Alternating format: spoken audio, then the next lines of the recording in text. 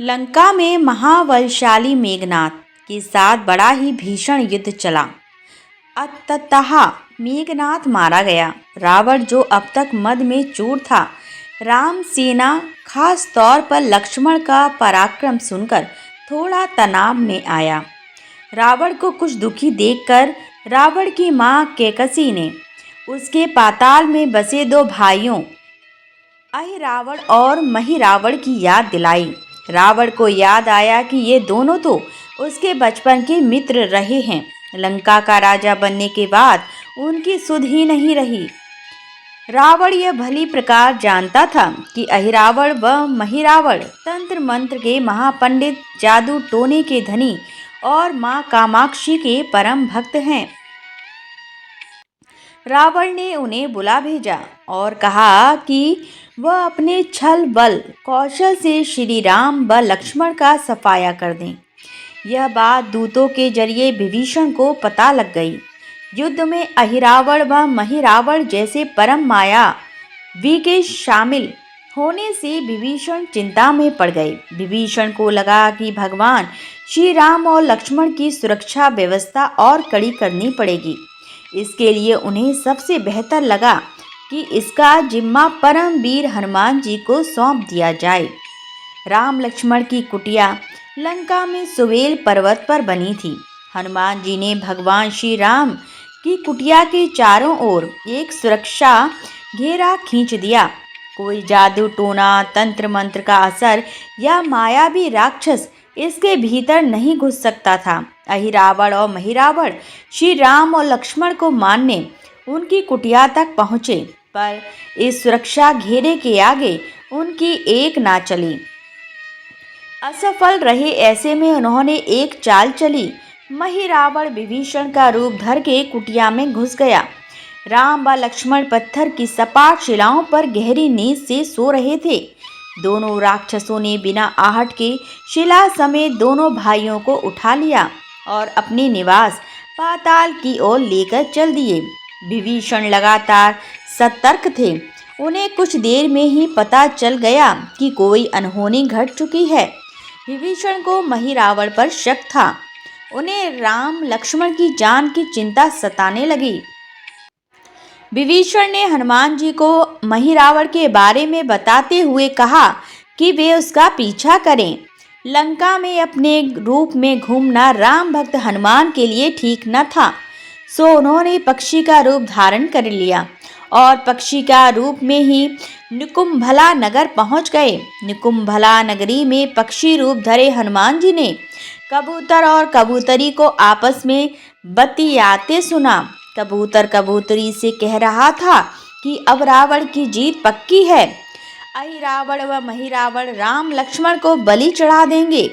बस सारा युद्ध समाप्त। कबूतर की बातों से ही बजरंग बली को पता चला कि दोनों राक्षस राम लक्ष्मण को सोते में ही उठाकर कामाक्षी देवी को बलि चढ़ाने पाताल लोक ले गए हैं।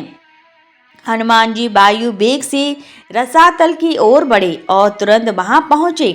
हनुमान जी को रसातल के प्रवेश द्वार पर एक अद्भुत पहरेदार मिला। इसका आधा शरीर बानर का और आधा मछली का था। उसने हनुमान जी को पाताल में प्रवेश से रोक दिया।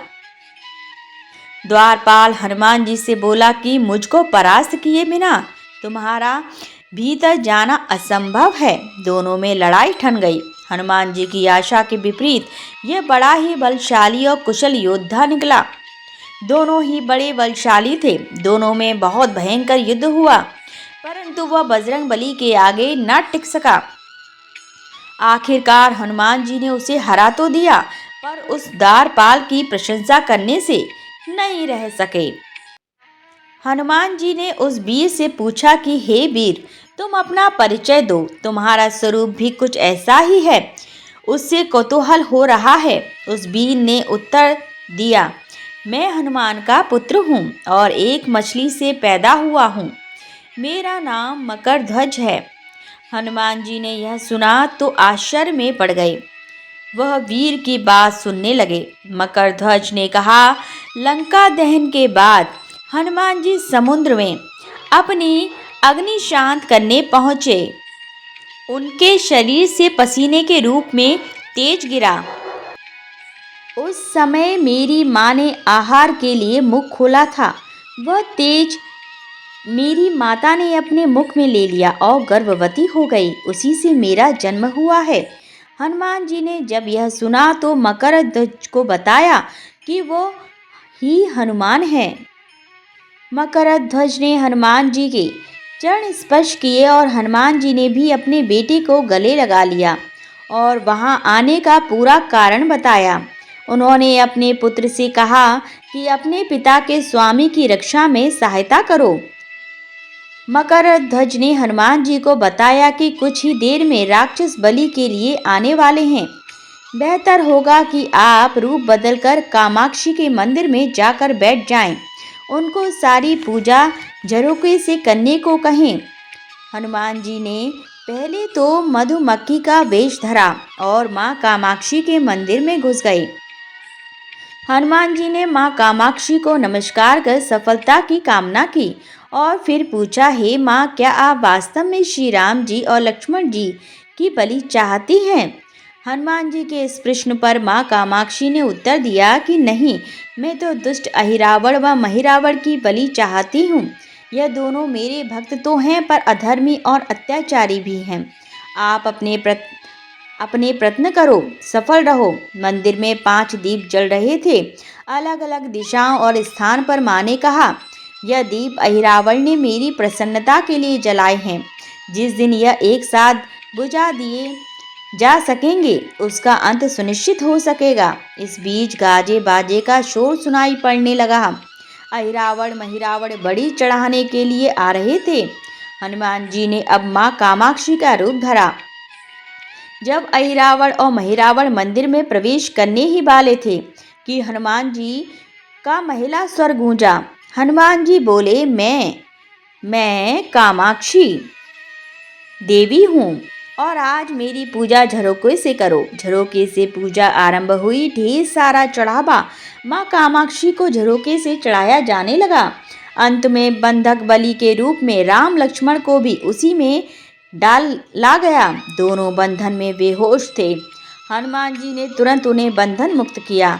अब पाताल लोक से निकलने की बारी थी, पर उससे पहले माँ कामाक्षी के सामने अहिरावण महिरावण की बलि देकर उनकी इच्छा पूरी करना और दोनों राक्षसों को उनके किए की सजा देना शेष था। अब हनुमान जी ने मकरध्वज को कहा कि वह अचेत अवस्था में लेटे हुए भगवान राम और लक्ष्मण का खास ख्याल रखें और उसके साथ मिलकर दोनों राक्षसों के खिलाफ युद्ध छेड़ दिया।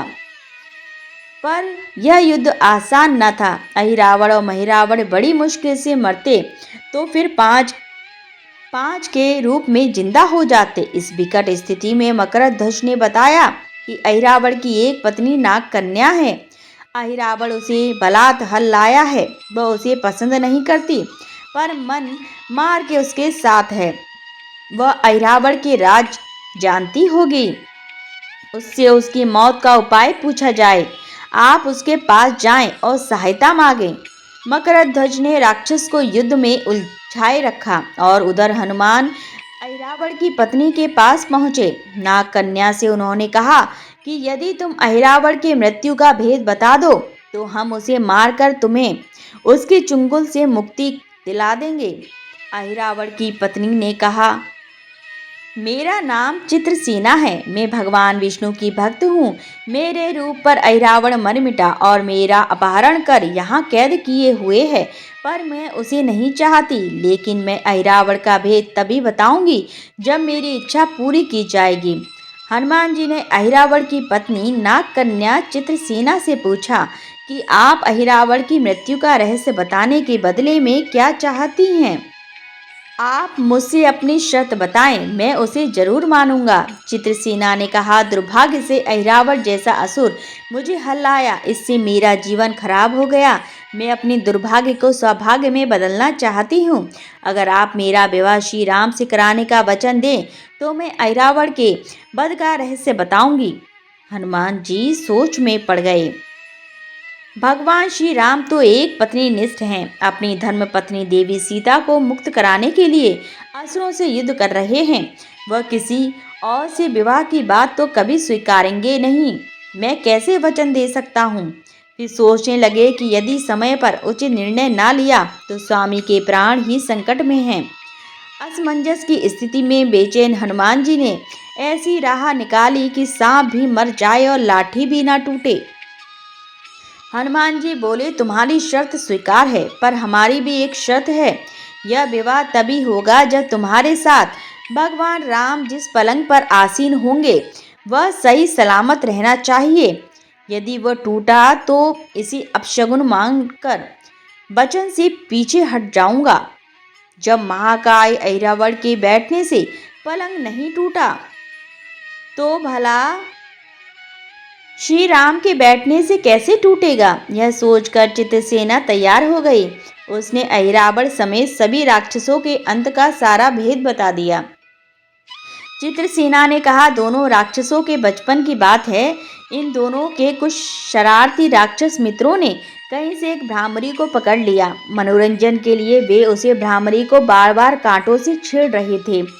भ्रामरी साधारण भ्रामरी न थी, वह भी बहुत मायावी थी, किंतु किसी कारणवश वह पकड़ में आ गई थी।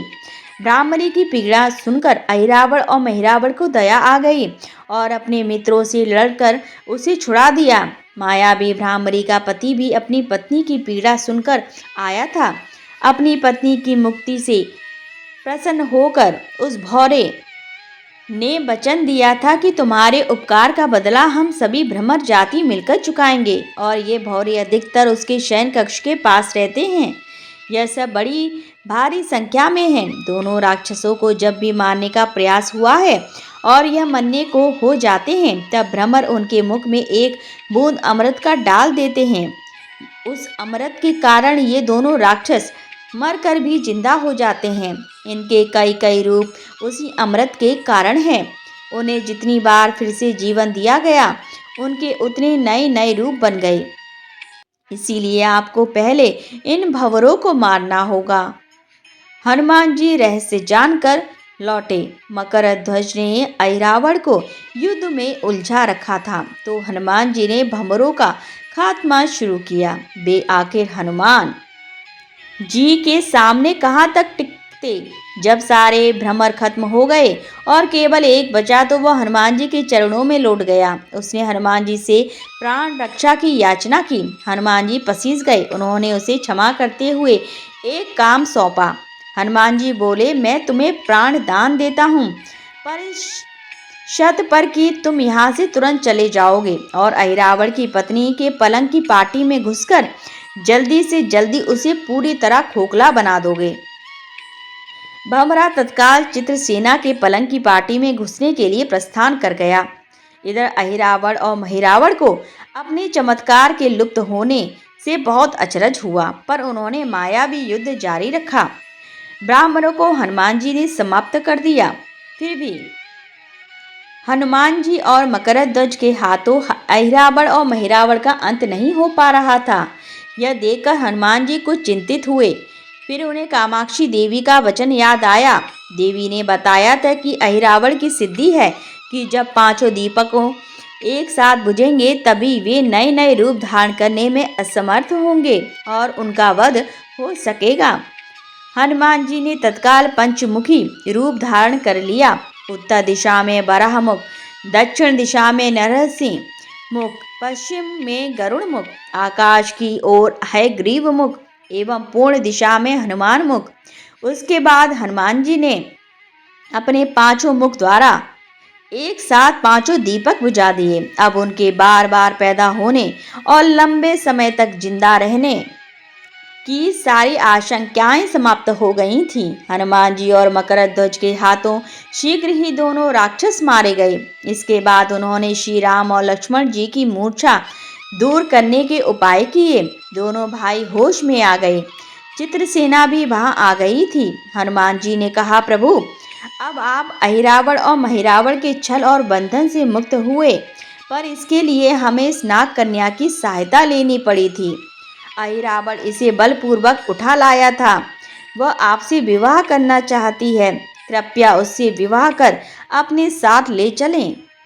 इससे उसे भी मुक्ति मिलेगी। श्री राम हनुमान जी की बात सुनकर चकराए।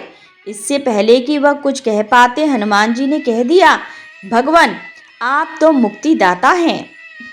अहिरावण को मारने का भेद इसी ने बताया है। इसके बिना हम उसे मारकर आपको बचाने में सफल ना हो पाते।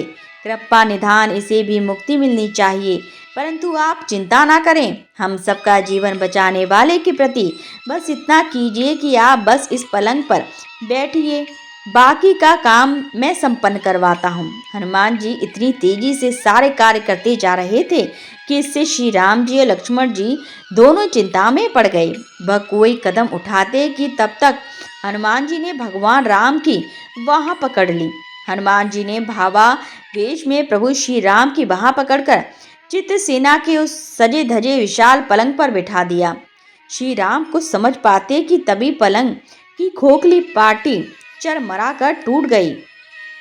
पलंग धराशायी हो गया। चित्रसेना भी जमीन पर आ गिरी। हनुमान जी हंस पड़े और फिर चित्रसेना से बोले, अब तुम्हारी शर्त तो पूरी हुई नहीं, इसीलिए यह विवाह नहीं हो सकता। तुम मुक्त हो और हम तुम्हें तुम्हारे लोग भेजने का प्रबंध करते हैं। चित्रसेना समझ गई कि उसके साथ छल हुआ है। उसने कहा कि उसके साथ छल हुआ है। मर्यादा पुरुषोत्तम के सेवक उनके सामने किसी के साथ छल करें, यह तो बहुत अनुचित है। मैं हनुमान को श्राप देती हूँ। चित्रसेना हनुमान जी को श्राप देने ही जा रही थी कि श्री राम का सम्मोहन भंग हुआ। वह इस पूरे नाटक को समझ गए। उन्होंने चित्रसेना को समझाया, मैंने एक पत्नी धर्म से बंधे होने का संकल्प लिया है, इसलिए हनुमान जी को यह करना पड़ा। उन्हें क्षमा कर दो। क्रुद्ध चित्रसेना तो उनसे विवाह की जिद पकड़े बैठी थी। श्री राम ने कहा, मैं जब द्वापर में श्री कृष्ण अवतार लूंगा तब तुम्हें सत्यभामा के रूप में अपनी पटरानी बनाऊंगा। इससे वह मान गई। हनुमान जी ने चित्रसेना को उसके पिता के पास पहुंचा दिया। चित्रसेना को प्रभु ने अगले जन्म में पत्नी बनाने का वरदान दिया था। भगवान विष्णु की पत्नी बनने की चाह में उसने स्वयं को अग्नि में भस्म कर लिया। श्री राम और लक्ष्मण मकरध्वज और हनुमान जी सहित वापस लंका में सुवेल पर्वत पर लौट आए। तो इस प्रकार पंचमुखी हनुमान जी की कथा संपन्न होती है। बोलिए बजरंगबली की जय।